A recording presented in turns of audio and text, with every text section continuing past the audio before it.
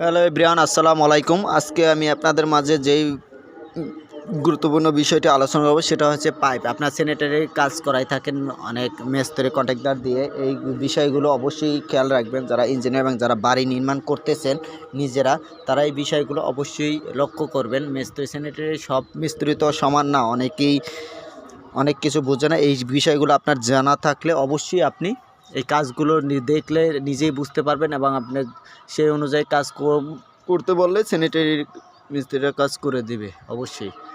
দেখতে পাচ্ছেন এখানে আমার উপরে স্যানিটারি, এটা হচ্ছে আমার পানির ট্যাঙ্কি। এটা হচ্ছে আমার পানির ট্যাঙ্কি থেকে আমার এখানে 2টা ইউনিট টোটাল। আমার এই বিল্ডিংয়ে 8তলা বিল্ডিং, 2টা ইউনিট। দুইটা ইউনিটের এক ইউনিটের পানি এই জায়গা থেকে পাস হয়, সব ফ্লোরে চলে যায়। এবং দ্বিতীয়টি অপর সাইডে, আমি এটাই প্রথমে দেখাই। দেখেন এখানে পাইপ নামাইছে।